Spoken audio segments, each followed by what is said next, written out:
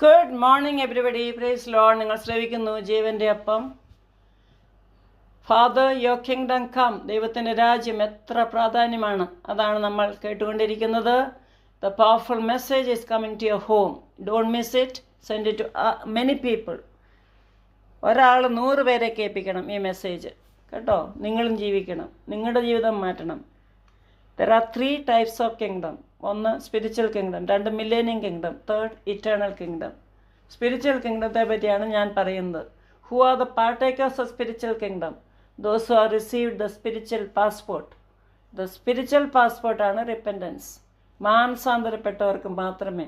നോഹയുടെ ആർക്കിനെ പറ്റി പറഞ്ഞല്ലോ, അവരെല്ലാം ആരും മാനസാന്തരപ്പെട്ടില്ല. നോഹയുടെ കുടുംബം മാത്രം അതിൻ്റെ അകത്ത് 8 പേര് കയറി, അവർ മാത്രം രക്ഷപ്പെട്ടു. അവരിൽ കൂടിയാണ് ഇന്നത്തെ ജനതകളെല്ലാം ഇവിടെ ഭൂലോകത്തിൽ ഉള്ളത്. ഒരു 800 കോടിയിൽ കൂടുതൽ ആൾക്കാരുണ്ട്. അതെല്ലാം നോഹയുടെ പാരമ്പര്യത്തിൽ കൂടി വന്നതാണ്, നോഹ വഴി. അപ്പോൾ അങ്ങനെ നീതിമാനായവരെ ദൈവം എപ്പോഴും പരിപാലിക്കുന്നു.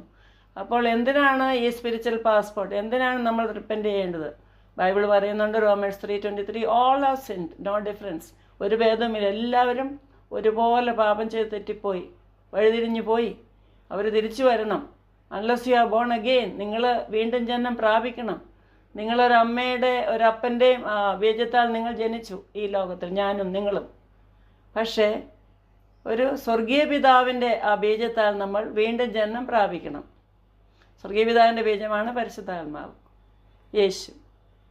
ആ യേശുവിൻ്റെ രക്തത്തിൽ കൂടി നമ്മൾ വീണ്ടും ജന്മം പ്രാപിക്കണം. അപ്പോൾ നിക്കോഡെമസ് ചോദിച്ചു, യോഹന്നാൻ സുവിശേഷം 3-ാം അധ്യായം വായിക്കുക, അന്നേരം അറിയാം.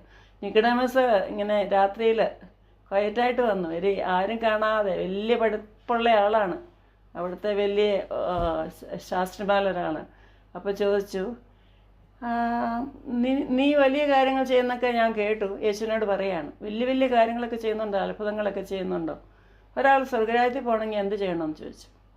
അന്നേരം പറഞ്ഞു, unless you are born again, നീ വീണ്ടും ജന്മം പ്രാപിക്കണം, എന്നാൽ മാത്രമേ സ്വർഗത്തിൽ കയറത്തുള്ളൂ.